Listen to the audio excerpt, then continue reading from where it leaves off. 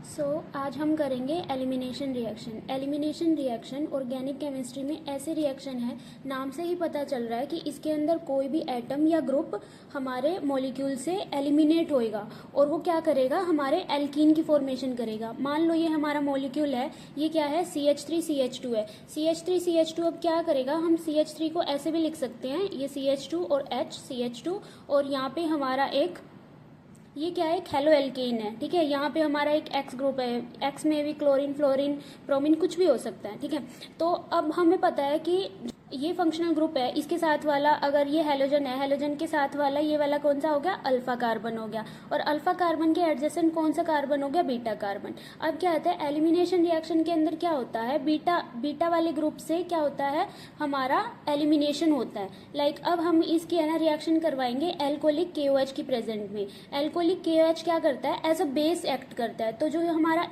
OH negative है, ये हमारा OH नेगेटिव H के ऊपर अटैक करेगा, हाइड्रोजन के ऊपर अटैक करेगा, और तो ये क्या होंगे, ये वाले जो बॉन्ड है वो यहाँ पे शिफ्ट हो जाएंगे, तो ये डबल बॉन्ड की फॉर्मेशन हो जाएगी। इस वजह से क्या होएगा, ये जो भी हमारा एक्स एटम है ये अपने मॉलिक्यूल लेके निकल जाएगा, तो उसकी वजह से हमारा एक एल्कीन फॉर्म हो गया, CH2 डबल बॉन्ड CH2।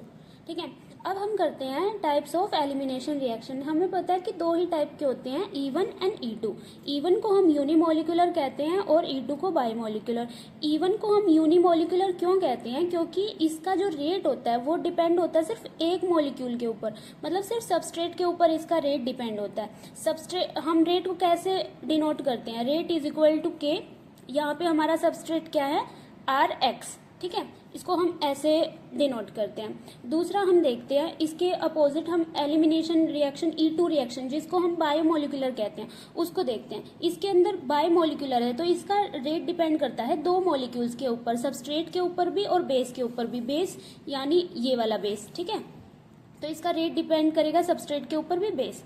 तो KRX ऐसे, और अपना OH नेगेटिव। ठीक है, अब थर्ड पॉइंट क्या है कि इसके अंदर क्या होता है, डेस्पाइट इसका नाम यूनिमोलिकुलर, ये वाला हमने समझ लिया। E1 के अंदर क्या होता है, 1 के अंदर हमें 2 स्टेप्स इन्वॉल्व होते हैं, 2 स्टेप इन्वॉल्व होते हैं। पहला क्या होता है कि सबसे पहले फॉर्मेशन होती है कार्बोकैटायन की, दूसरा डीप्रोटोनेशन होता है, वो मैं आगे समझाऊंगी कैसे होता है। बट जो हमारा E2 बायोमोलिकुलर रिएक्शन है उसके अंदर क्या होता है, सिर्फ 1 स्टेप इन्वॉल्व होता है। क्योंकि इसके अंदर एक है ना इंटरमीडिएट स्टेज फॉर्म होती है, जो कि काफी शॉर्ट लिव, मतलब ये काफी फास्ट होता है रिएक्शन।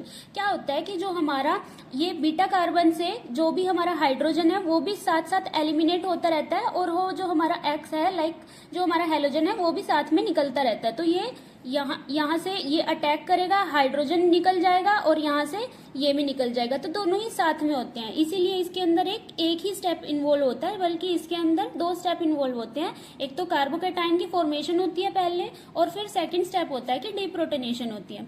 तो इसका ऑर्डर या मोलिकुलैरिटी क्या होएगा, ऑर्डर या मोलिकुलैरिटी 1 होएगा, क्योंकि हमारा रेट डिपेंड सिर्फ एक मॉलिक्यूल के ऊपर करता है, और इसका ऑर्डर या मोलिकुलैरिटी होंगे 2। ठीक है, इसके अंदर क्या होता है कि हमें वीक बेस लाइक यहाँ पे हमने बेस यूज किया है, तो यहाँ पे वीक बेस लेते हैं। ठीक है, और बल्कि ये सिर्फ सिंगल स्टेप में होती है, तो इसके लिए हमें एक स्ट्रॉन्ग बेस की नीड होती है। ठीक है, इसके अंदर क्या होता है कि कार्बोकैटायन की फॉर्मेशन होती है, जो हम आगे देखेंगे, और इसके अंदर नहीं बनता कार्बोकैटायन, नहीं बनता E2 के अंदर। अब हम देखेंगे E1 रिएक्शन का मैकेनिज्म। पहला स्टेप हमने बात की थी कि फॉर्मेशन होती है कार्बोकैटायन की, दूसरा होता है डीप्रोटोनेशन।